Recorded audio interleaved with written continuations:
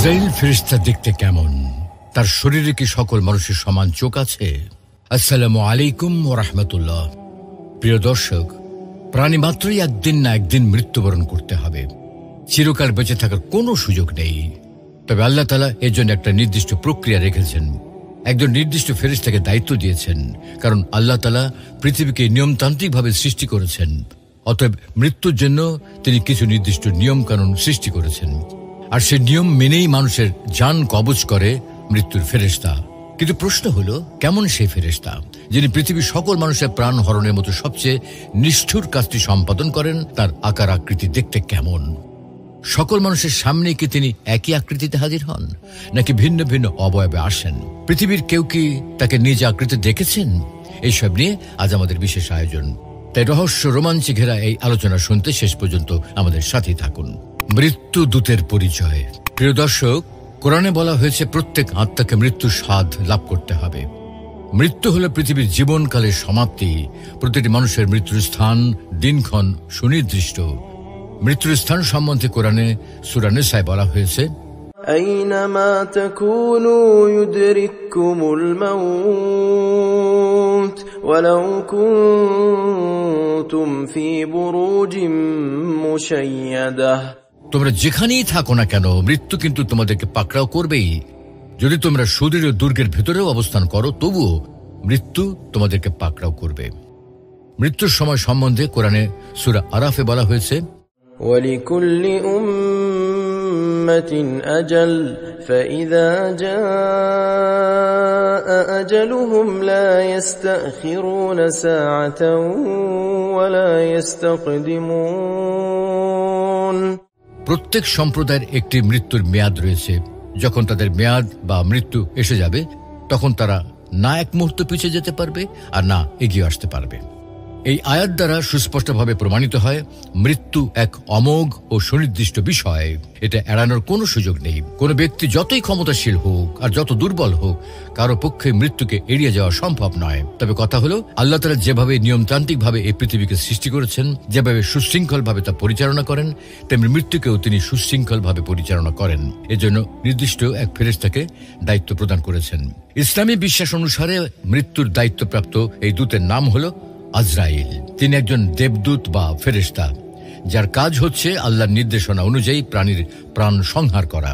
কোরআন সুন্নাহর বর্ণনা অনুসারে মৃত্যুকালে আজরাইল আলাইহিস সালাম ব্যক্তির আমল বা কৃতকর্ম অনুযায়ী ভালো মানুষের কাছে পবিত্র রূপে আর পাপীদের কাছে ভয়ঙ্কর রূপে আবির্ভূত হন এবং মানুষের রূহ কবজ করেন।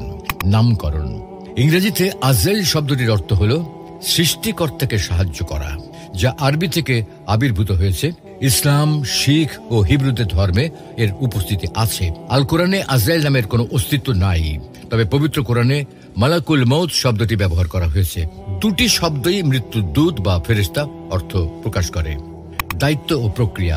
আল কোরআনের সূরা সাজদার 11 নম্বর আয়াতে আল্লাহ তাআলা বলেন, قل يتوفاكم ملك الموت الذي وكل بكم ثم إلى ربكم ترجعون। বলে দিন, তোমাদের জান কবজের দায়িত্বে নিয়োজিত ফেরেশতা তোমাদের প্রাণ হরণ করবে, অতঃপর তোমরা তোমাদের রবের কাছে ফিরে যাবে।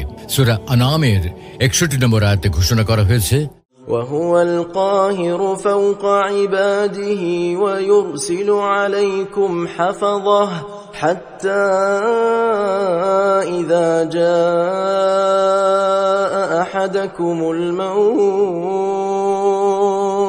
توفته رسلنا وهم لا يفرطون। আল্লাহ তার বান্দাদের উপর প্রবল, তিনি তোমাদের জন্য রক্ষণাবেক্ষণকারী প্রেরণ করেন।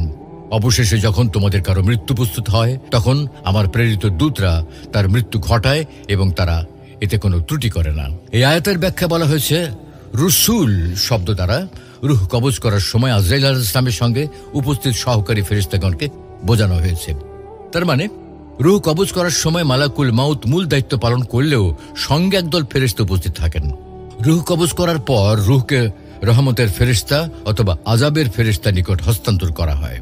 রুহ কবজের প্রক্রিয়া সম্পর্কে বলা হয়ে থাকে, আজরাইল আলাইহিস সালামের সামনে একটি তালিকা রয়েছে, যাতে সকল মানুষের নাম লেখা। যার মৃত্যু ঘনিয়ে আসে তার নাম ওই তালিকা থেকে মুছে ফেলা হয় এবং আজরাইল আলাইহিস সালাম সাথে সাথে তার রুহ কবজ করে নেন। হতে পারে একত্রে সহস্রাধিক মানুষের নাম মুছে যেতে পারে এবং আজরাইল আলাইহিস সালাম তাদের সকলের রুহ কবজ করে নিতে পারেন।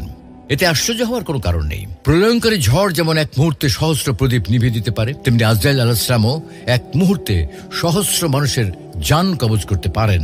এ সবই আল্লাহর ইচ্ছায় হয়ে থাকে। আজরাইল রুহ কবজ করেন ঠিকই, কিন্তু প্রকৃতপক্ষে আল্লাহ মৃত্যু দান করেন, কেননা আজরাইল আলাইহিস সালাম আল্লাহর নির্দেশে রুহ কবজ করেন। আর এ কারণেই কোরআন মজিদে কখনো বলা হয়েছে আল্লাহ রুহ কবজ করেন, আবার কখনো বলা হয়েছে আজরাইল রুহ কবজ করেন, কখনো আবার বলা হয়েছে ফেরেশতাগণ রুহ কবজ করেন। তিনটি ঠিক, কেননা আজরাইল এবং তার সহকর্মী ফেরেশতাগণ আল্লাহর নির্দেশেই রুহ কবজ করে থাকেন। যেমন কোন সম্রাট তার সৈন্য ও সেনাবাহিনীর প্রধানদের সাহায্যে কোন দেশ জয় করে থাকেন। অতএব এটা বলা ঠিক হবে যে সৈন্যরা অমুক রাষ্ট্র জয় করেছে, আবার বলতে পারি সেনাপ্রধান দেশটিকে জয় করেছে। আবার এটাও বলা ঠিক যে সম্রাট দেশটি জয় করেছেন। উদাহরণটি স্রেফ বিষয়টিকে বোঝানোর জন্য আনা হয়েছে, নইলে বিষয়টি এসবের অনেক ঊর্ধ্বে। মোট কথা, আল্লাহই মানুষের মৃত্যু দিয়ে থাকেন। তবে মনে রাখতে হবে, আল্লাহ তাআলা পৃথিবীকে নিয়মতান্ত্রিকভাবে সৃষ্টি করেছেন। অতএব মৃত্যুর জন্য কিছু কারণ তিনি নির্দিষ্ট করেছেন, যেমন কোনো উঁচু স্থান থেকে পড়ে যাওয়া, অসুস্থ হওয়া, নিহত হওয়া ইত্যাদি। তবে এসব হচ্ছে উসিলা বা কারণ মাত্র, কেননা এমনও দেখা যায় যে অতি মুমূর্ষু রোগীও অনেক সময় বেঁচে ওঠে, আবার অতি সামান্য অসুখে অনেকে মারাও যায়। সুতরাং অসুস্থতা, নিহত হওয়া, উঁচু স্থান থেকে পড়ে যাওয়া ইত্যাদি মৃত্যুর অনিবার্য কারণ নয়। আয়ু শেষ হয়ে গেলে মহান আল্লাহ তার জান কবজ করে নেন। এমন প্রচুর দেখা যায় যে অনেক ব্যক্তি কোনো ধরনের অসুস্থতা ছাড়াই মারা যায়। সুপ্রদর্শক, হিন্দু, মুসলিম, ইহুদি, খ্রিস্টান ধর্মবর্ণ নির্বিশেষে সকলকেই যেহেতু মৃত্যুবরণ করতে হয়, সকল ধর্মের কাছে যেহেতু মৃত্যুদূত আজরাইল এসে উপস্থিত হয়, তাই সকল ধর্মেই আজরাইল সম্পর্কে নানা রকম ধারণা প্রচলিত আছে। এনসাইক্লোপিডিয়া বা ব্রিটানিকা রয়েছে, আজরাইলের রয়েছে এক মহাজাগতিক আকার, 4000 ডানা, পৃথিবীর সকল জীবিত মানুষের সমান চোখ এবং জিহ্বা দ্বারা গঠিত একটি দেহ রয়েছে। তিনি চতুর্থ অথবা সপ্তম স্বর্গে এক পা, অন্যটি স্বর্গ ও নরককে বিভক্তকারী ধারালো সেতুর উপর দাঁড়িয়ে আছেন। মানুষ সৃষ্টির আগে আজরাইলই একমাত্র সাহসী ফেরেশতা ছিলেন, যিনি পৃথিবীতে নেমে এসে ইবলিস শয়তানের দলবলের মুখোমুখি হয়েছিলেন, যাতে মানুষ তৈরির জন্য প্রয়োজনীয় উপকরণ ঈশ্বরের কাছে পৌঁছে দেওয়া হয়। এই সেবার জন্য তাকে মৃত্যুর ফেরেশতা করা হয়েছিল এবং সমস্ত মানবজাতির একটি তালিকা দেওয়া হয়েছিল। আজরাইল যদিও ধন্য এবং অভিশপ্তের নাম চিনতে পারেন, তবুও তিনি জানেন না যে কখন কে মারা যাবে, যতক্ষণ না ঈশ্বরের সিংহাসনের নিচের গাছটি থেকে মানুষের নাম সম্বলিত একটি পাতা ঝরে পড়ে। তারপর তাকে 40 দিন পর দেহ এবং আত্মাকে আলাদা করতে হবে। অন্যদিকে অসমর্থিত সূত্রে জানা যায়, আজরাইলকে পৃথিবীর আগে সৃষ্টি করা হয়েছিল এবং এর শেষ পর্যন্ত সে থাকবে। সবকিছুই শেষ পর্যন্ত শেষ হয় এবং আজরাইল হলেন সেই দেবদূত যিনি প্রতিটি মৃত্যু এবং প্রতিটি আত্মার অগ্রগতি দেখার দায়িত্ব প্রাপ্ত। এটি একটি বিশাল কাজ এবং আজরাইল আত্মার প্রকৃতি এবং জীবিত থেকে মৃত্যু রূপান্তর সম্পর্কে এক আশ্চর্যজনক অন্তর্দৃষ্টি রাখেন। তাদের কাছে এমন কারোর জন্য সময় নেই যারা পৃথিবীর এই সবচেয়ে প্রাকৃতিক অংশের বিরোধিতা করে এবং যারা মৃত্যুকে অপবিত্র করবে, তাদের ধ্বংস করবে। কারো কারো মতে আজরাইল দেখতে ভীষণ ভয়াবহ, মৃত্যুর এক সুচ্চ প্রতীক, যা তাদের বহু ডানার অন্ধকার বলয়ে ঘেরা। যারা তাদের জীবনের শেষ হওয়ার আশঙ্কা করে, তারা সম্ভবত এই প্রধান দেবদূতকে ভয় পায়। আবার কেউ কেউ এই জেনে সান্ত্বনা পান যে তাদের আত্মার জীবন শেষে যে পথ নেবে তাও একজন দেবদূতের উপস্থিতি দ্বারা পরিচালিত। কেউ কেউ বলেন আজরাইলের লক্ষ্য কেবল পৃথিবীর প্রতিটি ব্যক্তির মৃত্যু নয়, বরং বাস্তবতা এবং মহাবিশ্বেরও মৃত্যু। শারীরিক অবস্থা, এই সূত্রের মতে আজরাইলকে একটি বিশাল পোশাক পরিহিত মূর্তি হিসেবে দেখা যায়, যার কাঠামো একটি অন্ধকার বলয় এবং অসংখ্য ডানা দ্বারা গঠিত। তাদের চারপাশে অনেক ছোট বর্ণালী চোখ রয়েছে, যারা প্রত্যেকেই পৃথিবীর কোথাও না কোথাও একটি আত্মাকে দেখছে। ভূতের মতো আকৃতি আজরাইলকে ঘিরে ঘুরছে, তাদের কণ্ঠস্বরের জোরে নড়াচড়া করছে। কিছু ইহুদি ঐতিহ্য মতে আজরাইল ইডেন এক্সপেরিমেন্টের সময় নতুন জীবন তৈরির জন্য কিছু কাঁচামাল সরবরাহ করেছিলেন, যা তাদের দেহ ও আত্মা বিচ্ছেদের উপলব্ধির প্রতীক। তার বৌদ্ধিক বৈশিষ্ট্য হল আজরাইলের প্রতিটি চিন্তা এবং প্রতিটি শব্দ মৃত্যুর পূর্ণ ভার বহন করে। তারা জানে যে তারাই চূড়ান্ত শব্দ, ফলে তারা যে কারো মৃত্যু আগে থেকে দেখতে পারে এবং প্রতিটি আত্মার পথ বুঝতে পারে। তবে যতই তথ্য থাকুক না কেন, তারা সর্বজ্ঞ থেকে অনেক দূরে, ফলে তারা কারো ভাগ্য নিয়ন্ত্রণ করতে পারে না। অবশ্য আজরাইল শুরু থেকে শেষ পর্যন্ত প্রতিটি আত্মার উপর নজর রাখতে পারেন। সুপ্রিয় দর্শক, মালাকুল মাউত সম্পর্কে আরো একটি কথা হচ্ছে, যখন তিনি জান কবজ করতে আসেন, ব্যক্তি অনুসারে তার চেহারায় পরিবর্তন পরিলক্ষিত হয়। একটি বর্ণনা রয়েছে, আল্লাহ তাআলা যখন হযরত ইব্রাহিম আলাইহিস সালামকে খলিলুল্লাহ বা নিজের অন্তরঙ্গ বন্ধু বলে ঘোষণা করেন, তখন আজরাইল ফেরেশতা আল্লাহর কাছে আবেদন জানান সুসংবাদটি তিনি নিজেই ইব্রাহিম আলাইহিস সালামের কাছে পৌঁছাবেন। আল্লাহ তাআলা অনুমতি দিলেন। তখন আজরাইল ফেরেশতা হযরত ইব্রাহিম আলাইহিস সালামের কাছে উপস্থিত হন এবং এই সুসংবাদ প্রদান করেন। সুসংবাদ শুনে ইব্রাহিম আলাইহিস সালাম শুকরিয়া আদায় করে বলেন, আলহামদুলিল্লাহ। এই সময় ইব্রাহিম আলাইহিস সালাম ফেরেশতাকে বললেন, হে জান কবজের ফেরেশতা, আমাকে দেখাও কিভাবে তুমি কাফেরদের রূহ কেড়ে নাও। আজরাইল ফেরেশতা বলেন, হে আল্লাহর বন্ধু, আপনার পক্ষে সেই ভয়ঙ্কর আকৃতি দেখা সম্ভব নয়। কিন্তু ইব্রাহিম আলাইহিস সালাম তারপরও নাছোড় বান্দা, নিজ অনুরোধে অটল। উপায় না দেখে মওতের ফেরেশতা কৃষ্ণ মুখ ধারণ করলেন। আসমানের সঙ্গে তার মাথা লাগোয়া, মুখ থেকে বের হচ্ছিল আগুনের স্ফুলিঙ্গ, শরীরে কোনো পশম নেই। সে কি এক বিভৎস আকৃতি! ইব্রাহিম আলাইহিস সালাম দেখে বেহুশ হয়ে পড়ে যান। অনেকক্ষণ পর তার জ্ঞান ফিরে আসে। ততক্ষণে ফেরেশতাও স্বাভাবিক রূপে ফিরে আসেন। ইব্রাহিম আলাইহিস সালাম বলেন, তোমার এই ভয়ঙ্কর আকৃতি তো কাফেরদের কঠিন বিপদের জন্য যথেষ্ট। আমাকে এবার দেখাও কিভাবে মুমিন ব্যক্তির রূহ তুলে নাও। এবার আজরাইল ফেরেশতা এক সুদর্শন যুবকের আকৃতি ধারণ করলেন। সে তো শুভ্র পোশাক পরিহিত, শরীর থেকে বের হচ্ছিল অপূর্ব সুগন্ধি। এই অবস্থা থেকে ইব্রাহিম আলাইহিস সালাম বলেন, কোন মুমিন যদি মৃত্যুর সময় শুধু তোমার আকৃতি দেখে, এটাই তার জন্য যথেষ্ট। অন্য আরেক সূত্রে রয়েছে, ইব্রাহিম আলাইহিস সালাম বললেন, কাফেরদের জান কবজ করার সময় আজরাইলের চেহারা কেমন হয় আমি তা দেখতে চাই। বলা হলো, আপনি তা দেখে সহ্য করতে পারবেন না। ইব্রাহিম আলাইহিস সালাম বললেন, আমার দেখার ইচ্ছা হচ্ছে। তখন আজরাইল আলাইহিস সালাম ওই অবস্থায় তার সামনে হাজির হলেন। ইব্রাহিম আলাইহিস সালাম দেখলেন একজন ময়লা ও কালো কাপড় পরা দুর্গন্ধযুক্ত কুৎসিত লোক, যার শরীরের পশম খাড়া হয়ে আছে এবং নাক ও মুখ দিয়ে আগুনের ফুলকি বের হচ্ছে। ইব্রাহিম আলাইহিস সালাম অজ্ঞান হয়ে পড়ে গেলেন। জ্ঞান ফিরে আসার পর বললেন, কাফেরদের যদি আর কোনো আযাব না হয়, তোমাকে দেখার আযাবই তাদের জন্য যথেষ্ট। তবে মুমিনদের ক্ষেত্রে বিপরীত। শয়তান বাম দিক থেকে মুমূর্ষ মৃত্যুপথযাত্রী ব্যক্তির কাছে আসে, আর ফেরেশতাগণ ডান দিক থেকে আসেন। শয়তানদের কাজ হলো প্রতারণা করা, বিশেষ করে মৃত্যুর সময়। যদি সামান্যতম ইমানও কারো অবশিষ্ট থাকে, সেটাও ছিনিয়ে নেওয়ার জন্য। কেননা শেষ পরিণতি মানুষের সৌভাগ্য ও দুর্ভাগ্যকে নির্ণয় করে। যে যেমনভাবে জীবনযাপন করেছে তেমনিভাবেই মৃত্যুবরণ করবে, এবং যেমনভাবে মৃত্যুবরণ করবে তেমনিভাবেই পুনরুত্থিত হবে। মৃত্যুর সময় যে নেক আশা দিয়ে মৃত্যুবরণ করবে, সে পরকালে তাই দেখতে পাবে। আর যদি প্রবৃত্তির তাড়না থেকে, তাহলে গভীর অন্ধকারে নিমজ্জিত হবে। তবে যদি কেউ সত্যিকার অর্থে ঈমান আনে, তবে আল্লাহ তাদেরকে প্রতিশ্রুতি দিয়েছেন, শয়তান তাদেরকে গোমরা করতে পারবে না। আবু জাকারিয়া রাজিকে মৃত্যুর সময় বলা হলো, বলো লা ইলাহা ইল্লাল্লাহ। তিনি বললেন, বলবো না। অতঃপর বেহুশ হয়ে গেলেন। জ্ঞান ফেরার পর বলল, কেউ একজন আমাকে বলছিল, যদি সৌভাগ্যবান হতে চাও তাহলে বলো ঈসা ইবনুল্লাহ। আমি বললাম, বলবো না। অনেকক্ষণ পর বলল, বলো লা ইলাহা ইল্লাল্লাহ। আমি বললাম, তুমি বলছো এই কারণে আমি বলবো না। তখন তার মাথার সজোরে কিছুর আঘাত হওয়াতে সে পড়ে গেল। এই কথা শেষ করে ইমাম রাজি কালেমা শাহাদাত পাঠ করেন এবং মৃত্যুবরণ করেন। মূলত যিনি সারা জীবন সঠিকভাবে তাওহীদের উপর প্রতিষ্ঠিত থেকেছে, শয়তান কখনই তার উপর কর্তৃত্ব করতে পারবে না। আল্লাহ রাব্বুল আলামিন আমাদের সকলকে তাওহীদের উপর প্রতিষ্ঠিত থেকে মৃত্যুবরণ করার তৌফিক দান করুন। আমিন।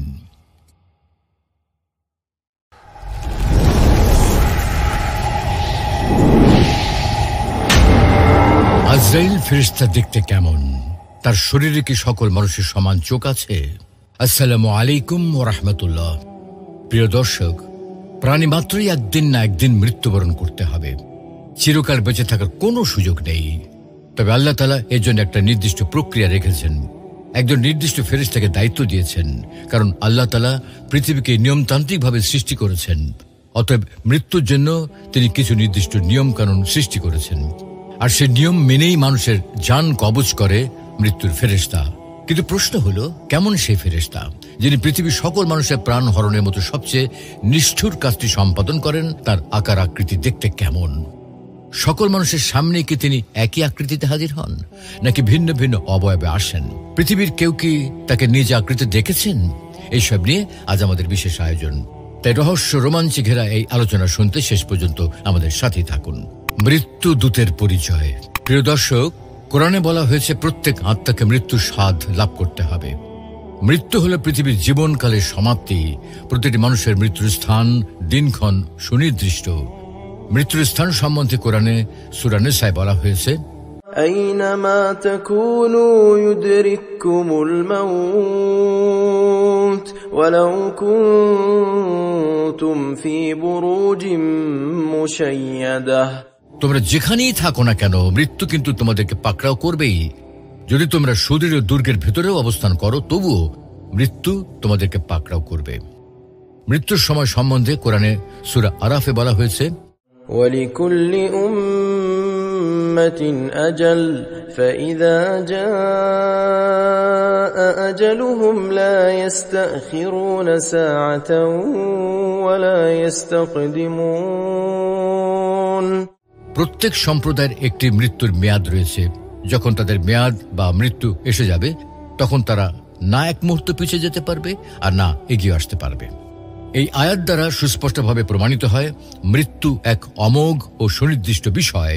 এটা এড়ানোর কোনো সুযোগ নেই। কোনো ব্যক্তি যতই ক্ষমতাশীল হোক আর যত দুর্বল হোক, কারো পক্ষে মৃত্যুকে এড়িয়ে যাওয়া সম্ভব নয়। তবে কথা হলো, আল্লাহ তাআলা যেভাবে নিয়মতান্ত্রিকভাবে এই পৃথিবীকে সৃষ্টি করেছেন, যেভাবে সুশৃঙ্খলভাবে তা পরিচালনা করেন, তেমনি মৃত্যুকেও তিনি সুশৃঙ্খলভাবে পরিচালনা করেন। এজন্য নির্দিষ্ট এক ফেরেশতাকে দায়িত্ব প্রদান করেছেন। ইসলামী বিশ্বাস অনুসারে মৃত্যুর দায়িত্বপ্রাপ্ত এই দূতের নাম হলো আজরাইল। তিনি একজন দেবদূত বা ফেরেশতা, যার কাজ হচ্ছে আল্লাহর নির্দেশনা অনুযায়ী প্রাণীর প্রাণ সংহার করা। কোরআন সুন্নাহর বর্ণনা অনুসারে মৃত্যুকালে আজরাইল আলাইহিস সালাম ব্যক্তির আমল বা কৃতকর্ম অনুযায়ী ভালো মানুষের কাছে পবিত্র রূপে আর পাপীদের কাছে ভয়ঙ্কর রূপে আবির্ভূত হন এবং মানুষের রূহ কবজ করেন। নামকরণ। ইংরেজিতে আজরাইল শব্দটির অর্থ হল সৃষ্টিকর্তাকে সাহায্য করা, যা আরবি থেকে আবির্ভূত হয়েছে। ইসলাম, শিখ ও হিব্রুদের ধর্মে এর উপস্থিতি আছে। আল কোরআনে আজরাইল নামের কোনো অস্তিত্ব নাই, তবে পবিত্র কোরআনে মালাকুল মউত শব্দটি ব্যবহার করা হয়েছে। দুটি শব্দই মৃত্যুর দূত বা ফেরেশতা অর্থ প্রকাশ করে। দায়িত্ব ও প্রক্রিয়া। আল কোরআনের সূরা সাজদার 11 নম্বর আয়াতে আল্লাহ তাআলা বলেন, قل يتوفاكم ملك الموت الذي وكل بكم ثم إلى ربكم ترجعون। বলে দিন, তোমাদের জান কবজের দায়িত্বে নিয়োজিত ফেরেশতা তোমাদের প্রাণ হরণ করবে, অতঃপর তোমরা তোমাদের রবের কাছে ফিরে যাবে। সূরা আনামের 61 নম্বর আয়াতে ঘোষণা করা হয়েছে, وهو القاهر فوق عباده ويرسل عليكم حفظه حتى إذا جاء أحدكم الموت توفته رسلنا وهم لا يفرطون। আল্লাহ তার বান্দাদের উপর প্রবল, তিনি তোমাদের জন্য রক্ষণাবেক্ষণকারী প্রেরণ করেন। অবশেষে যখন তোমাদের কারো মৃত্যু প্রস্তুত হয়, তখন আমার প্রেরিত দূতরা তার মৃত্যু ঘটায় এবং তারা এতে কোনো ত্রুটি করে না। এই আয়াতের ব্যাখ্যা বলা হয়েছে, রসুল শব্দ দ্বারা রূহ কবজ করার সময় আজরাইল আলাইহিস সালামের সঙ্গে উপস্থিত সহকারী ফেরেশতাগণকে বোঝানো হয়েছে। তার মানে রূহ কবজ করার সময় মালাকুল মাউত মূল দায়িত্ব পালন করলেও সঙ্গে একদল ফেরেশতা উপস্থিত থাকেন। রূহ কবজ করার পর রূহকে রহমতের ফেরেশতা অথবা আযাবের ফেরেশতা নিকট হস্তান্তর করা হয়। রূহ কবজের প্রক্রিয়া সম্পর্কে বলা হয়ে থাকে, আজরাইল আলাইহিস সালামের সামনে একটি তালিকা রয়েছে, যাতে সকল মানুষের নাম লেখা। যার মৃত্যু ঘনিয়ে আসে তার নাম ওই তালিকা থেকে মুছে ফেলা হয় এবং আজরাইল আলাইহিস সালাম সাথে সাথে তার রূহ কবজ করে নেন। হতে পারে একত্রে সহস্রাধিক মানুষের নাম মুছে যেতে পারে এবং আজরাইল আলাইহিস সালাম তাদের সকলের রূহ কবজ করে নিতে পারেন। এতে আশ্চর্য হওয়ার কোনো কারণ নেই। প্রলয়ঙ্কারী ঝড় যেমন এক মুহূর্তে সহস্র প্রদীপ নিভিয়ে দিতে পারে, তেমনি আজরাইল আলাইহিস সালামও এক মুহূর্তে সহস্র মানুষের জান কবজ করতে পারেন। এ সবই আল্লাহর ইচ্ছায় হয়ে থাকে। আজরাইল রূহ কবজ করেন ঠিকই, কিন্তু প্রকৃতপক্ষে আল্লাহই মৃত্যু দান করেন, কেননা আজরাইল আলাইহিস সালাম আল্লাহর নির্দেশে রূহ কবজ করেন। আর এ কারণেই কোরআন মজিদে কখনো বলা হয়েছে আল্লাহ রূহ কবজ করেন, আবার কখনো বলা হয়েছে আজরাইল রূহ কবজ করেন, কখনো আবার বলা হয়েছে ফেরেশতাগণ রূহ কবজ করেন। তিনটি ঠিক, কেননা আজরাইল এবং তার সহকর্মী ফেরেশতাগণ আল্লাহর নির্দেশেই রূহ কবজ করে থাকেন। যেমন কোন সম্রাট তার সৈন্য ও সেনাবাহিনীর প্রধানদের সাহায্যে কোন দেশ জয় করে থাকেন। অতএব এটা বলা ঠিক হবে যে সৈন্যরা অমুক রাষ্ট্র জয় করেছে, আবার বলতে পারি সেনাপ্রধান দেশটিকে জয় করেছে। আবার এটাও বলা ঠিক যে সম্রাট দেশটি জয় করেছেন। উদাহরণটি স্রেফ বিষয়টিকে বোঝানোর জন্য আনা হয়েছে, নইলে বিষয়টি এসবের অনেক ঊর্ধ্বে। মোট কথা, আল্লাহই মানুষের মৃত্যু দিয়ে থাকেন।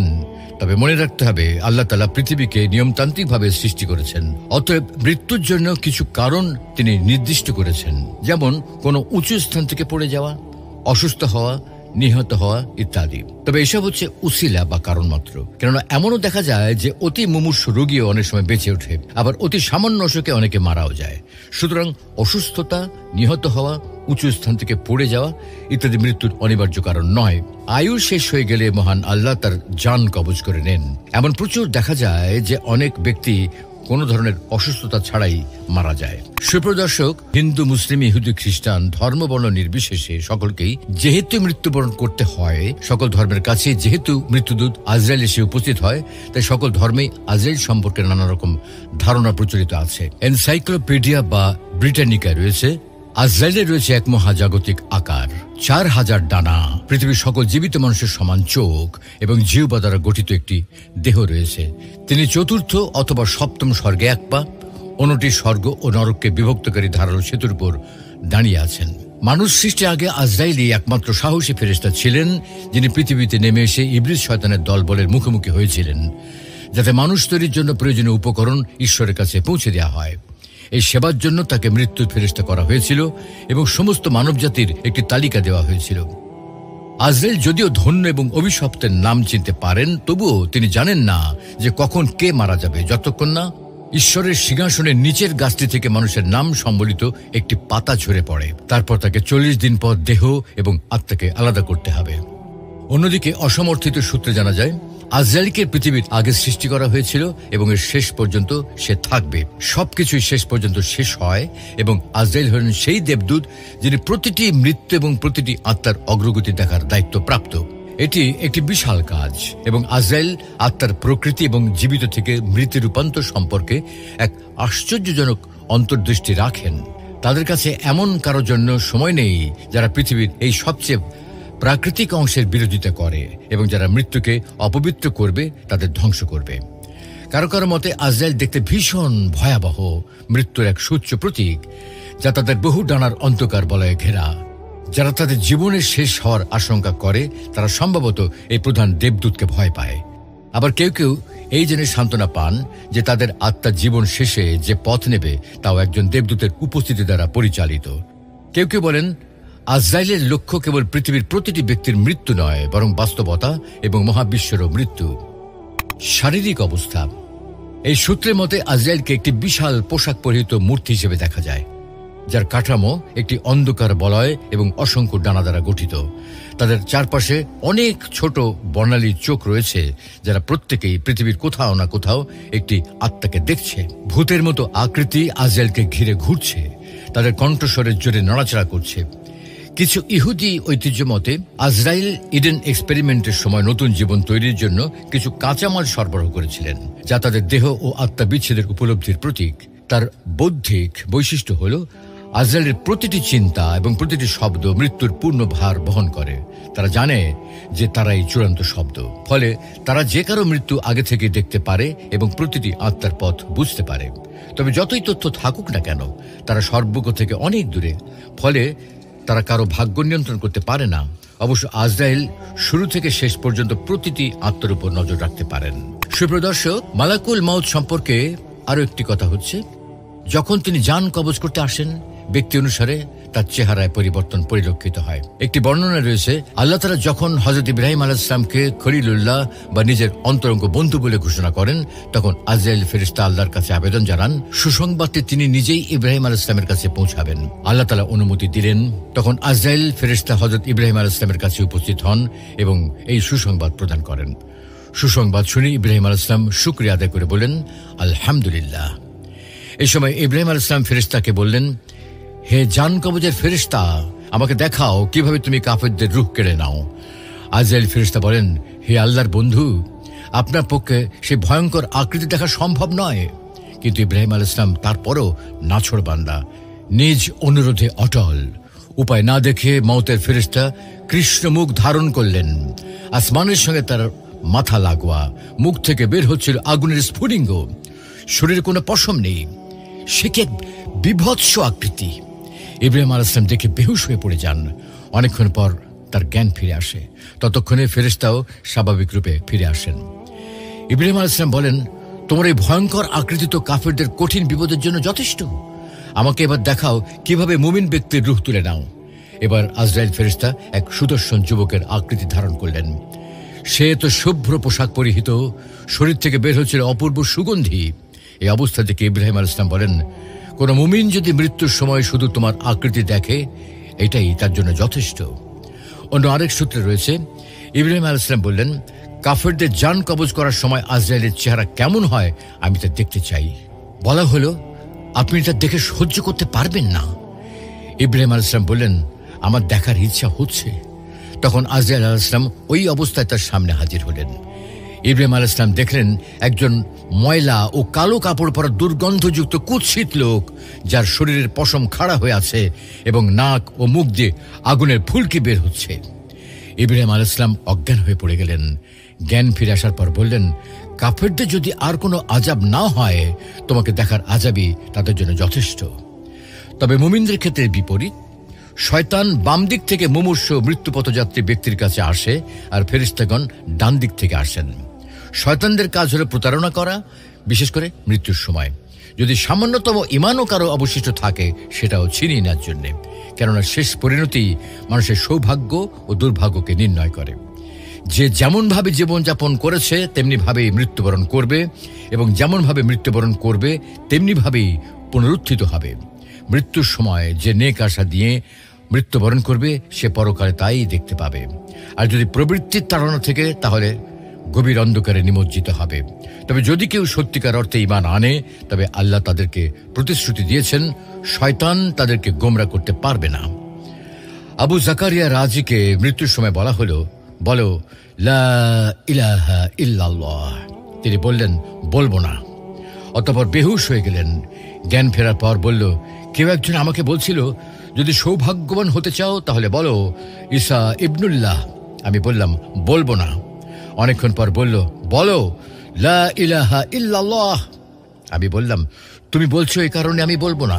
তখন তার মাথার সজোরে কিছুর আঘাত হওয়াতে সে পড়ে গেল। এই কথা শেষ করে ইমাম রাজি কালেমা শাহাদাত পাঠ করেন এবং মৃত্যুবরণ করেন।